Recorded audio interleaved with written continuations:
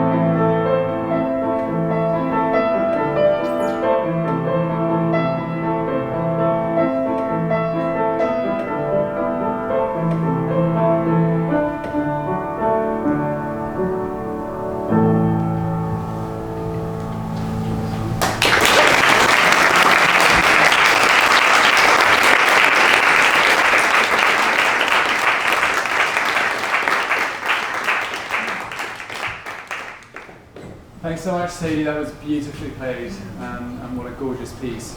For those of you who've seen the movie The Piano, is that right? I think that's the theme tune for that. Okay, so for those of you who are unaware, this is Carrie Pallister, and she is a school archivist, and her archivist skills, if I can put it like that, have been put to incredible use throughout this province, and we're really lucky to have her as a resource here at the school. So I think a number of you might have done projects where you've called upon Carrie's expertise, but it's her nature and her levels of curiosity that enable her to have such a deep understanding of many elements of QMS, and her ability to link stories within stories and to recount sort of stories within themes. And so today, on a theme of remembrance this week, Carrie's got an interesting story to share with us. So I'll pass over it, but please join me in giving her a warm welcome.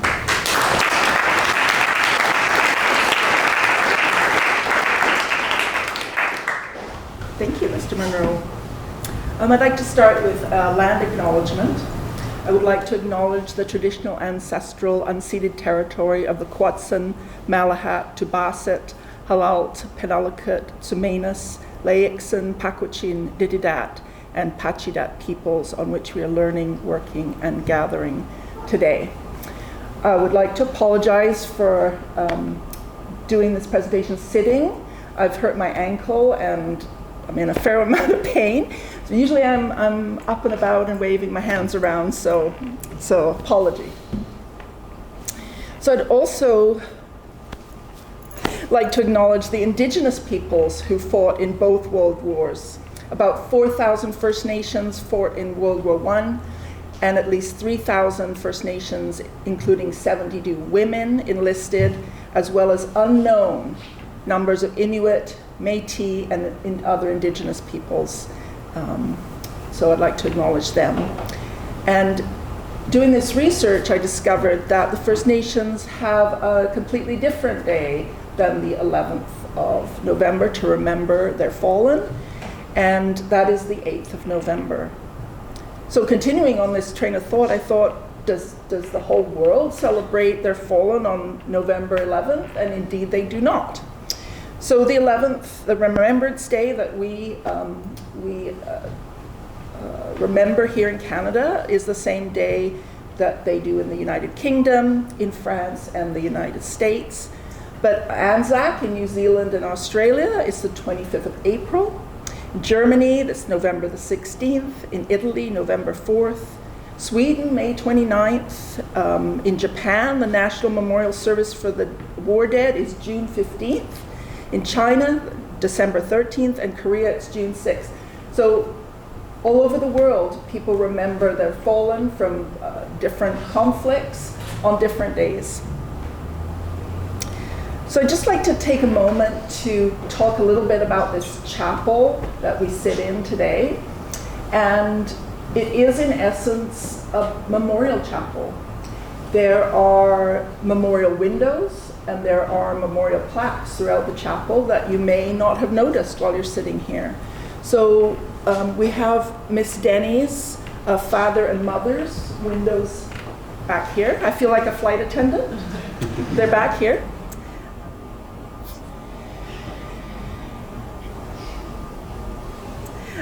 We have Violet Wild's plaque here. She was a student. We have Diana Melnick's plaque and window here. That window actually used to be behind the organ. And if you look, when the screen's not up, you'll see the bottom of the triangle. You might not have noticed it before.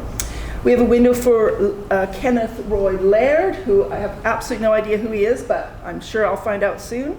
Charmian Brown, another student. And Dorothy Gagan and Miss Denny's windows are flank the entrance there. Behind students, over under that window to St. Michael, there's a plaque for 6 former students who died in World War II. And at the back is the scroll titled For King and Country, which memorializes everybody that enlisted for World War II that were students and staff. Not all perished in the conflict, but they all volunteered to serve their country.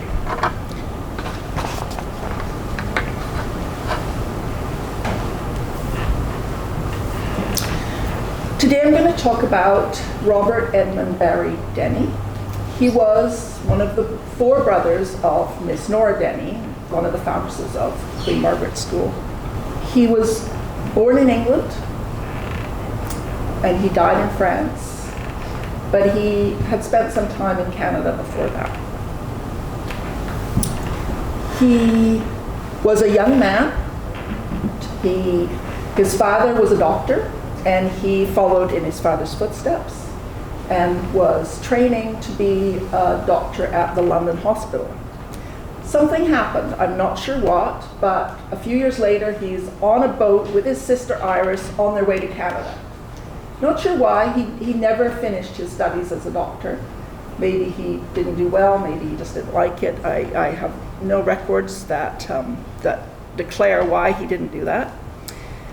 So soon after arriving, about a year after arriving in Canada, World War I broke out. And he and his brother, who was already here, Maynard, they enlisted in the 16th Canadian Scottish Battalion.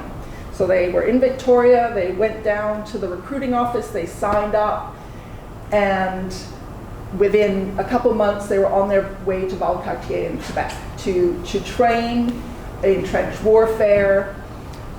This was a new kind of warfare. These were really young men. He was 23 at the time, very young. So a battalion, just to let you know, because I had to look it up, consists of about 1,000 men. So there's a lot of men I'm just going to say men because it was men signing up. Women were certainly involved in the world wars, but in auxiliary roles, nursing, although nursing not that auxiliary, but nursing and ambulance driving and different clerical roles. They were not allowed to fight at that time.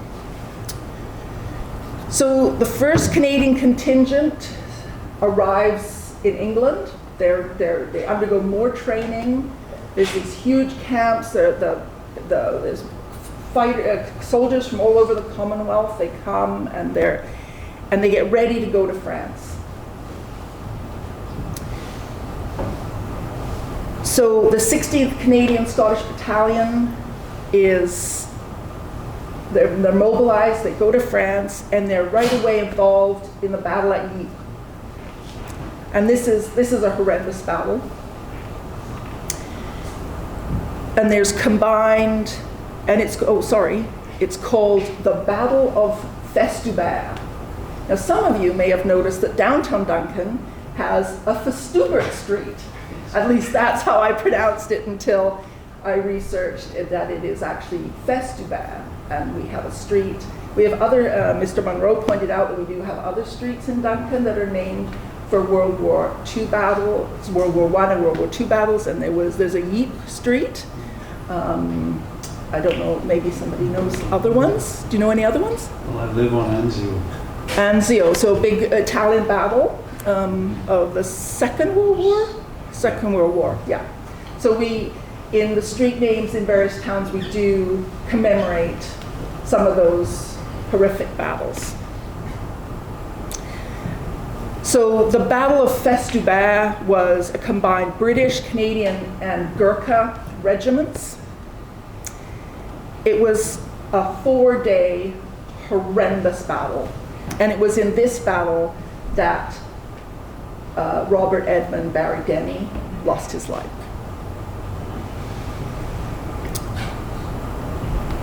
So, let's do family. So this is Lincolnshire in England, and we have left to right the gentleman that we're talking about, who was known in his family as Ted.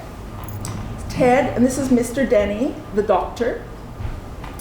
The center gentleman is Hamilton. He was in a cycle corps, so not sure exactly what they did. I imagine they were some kind of a messenger service. They were men on bicycles.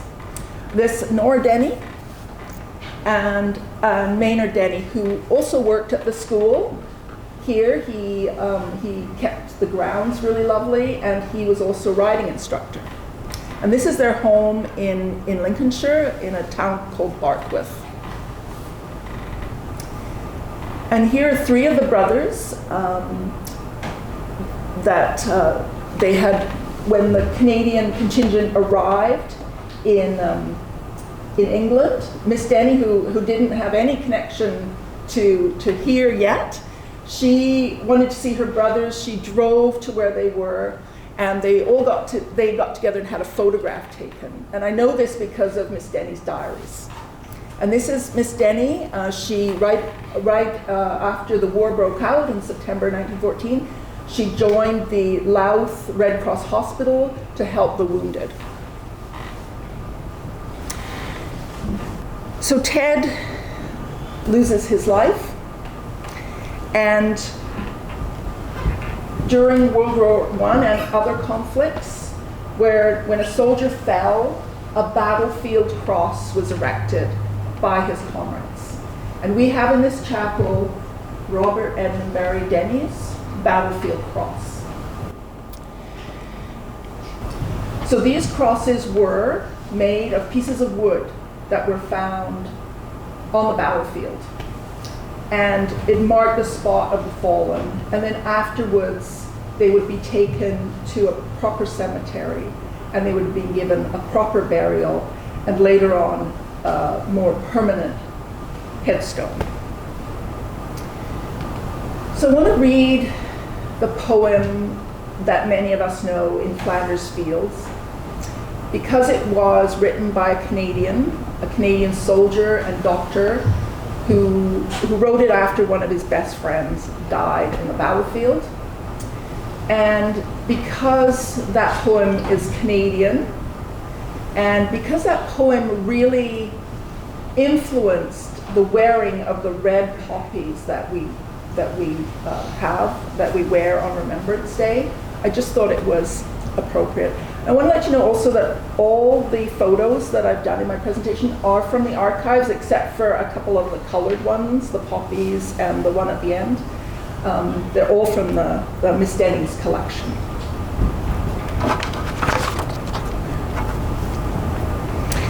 In Flanders fields the poppies blow, between the crosses, row on row, that mark our place, and in the sky the larks still bravely sing, fly, scarce heard amiss the guns below. We are the dead. Short days ago we lived, felt dawn, saw sunset glow, loved and we loved, and now we lie in Flanders fields. Take up our quarrel with the foe, to you from falling hands we throw. The torch be yours to hold it high, if ye break faith with us who die. We shall not sleep, though poppies grow in Flanders fields.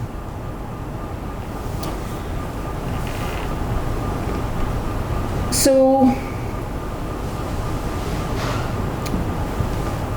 the poppies, just want to talk a bit about poppies. They were native to that. Flanders is, those who don't know, Flanders is now Belgium.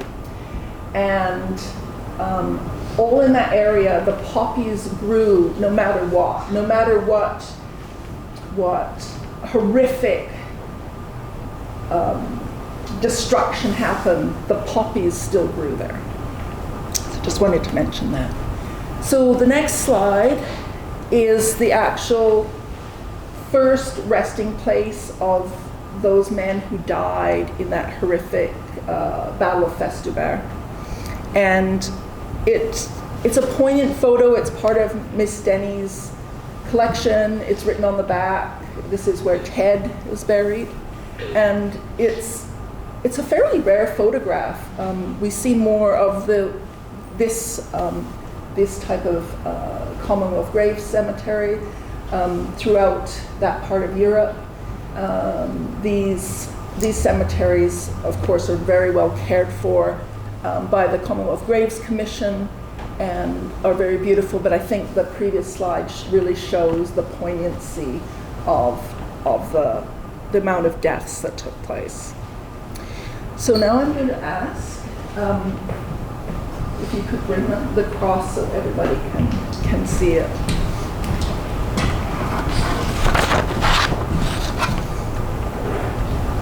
So it's quite rare for a battlefield cross to be in a chapel in Canada. I know of only one other. There may be more. It's more common that they're in museums and churches in England. But the family wanted the cross and made sure it got here. It would have been brought over after Ted Denny had a permanent marker in the Bethune Town Cemetery. So you may not have ever noticed it hanging on the wall before, but I wanted to bring it to life.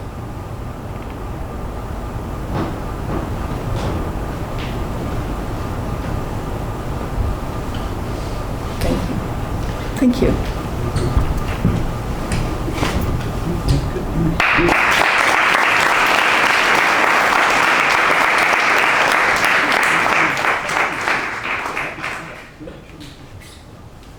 Thank you, Ms. Mather.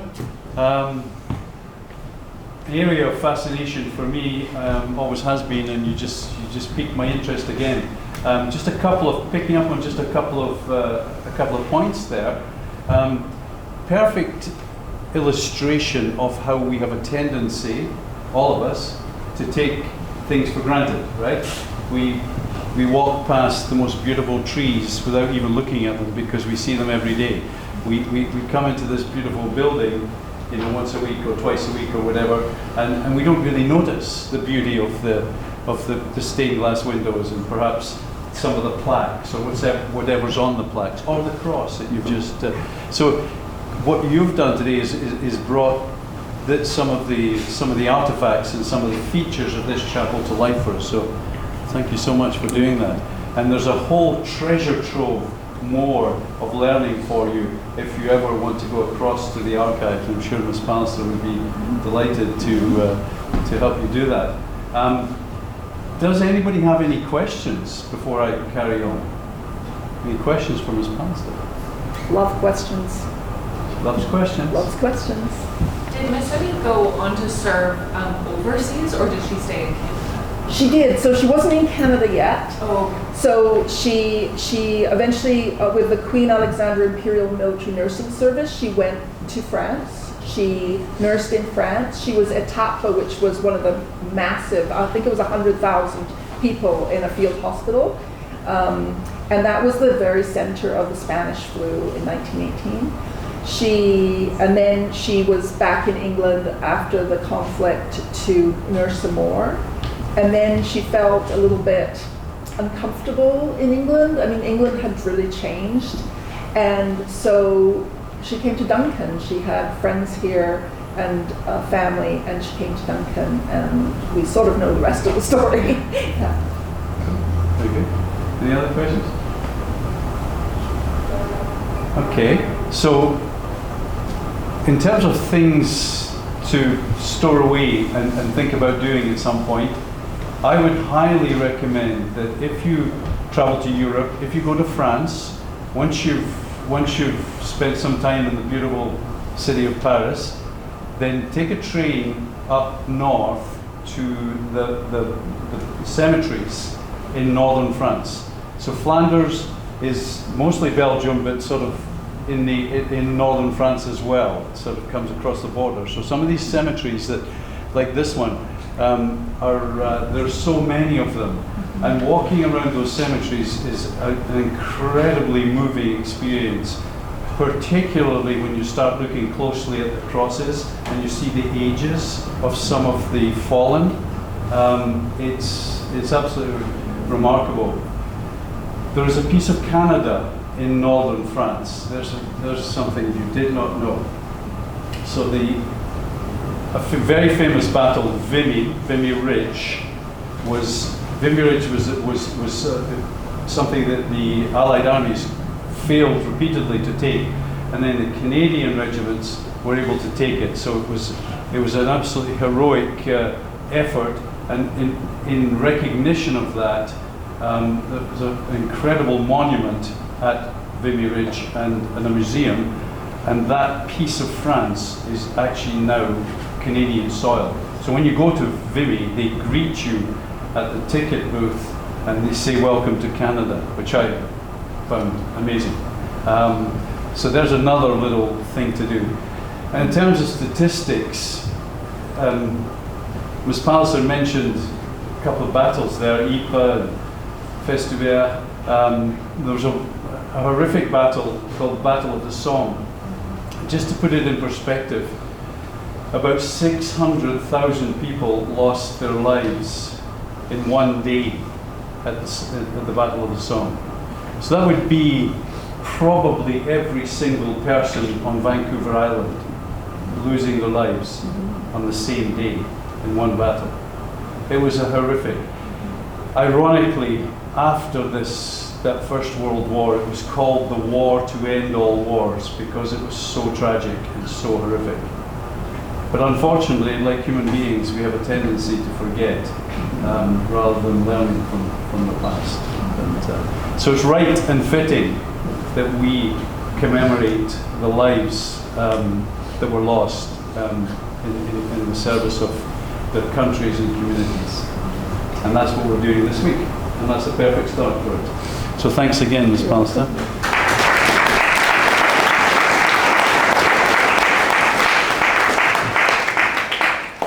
And thank you, Sadie, that was a beautiful way to start the day.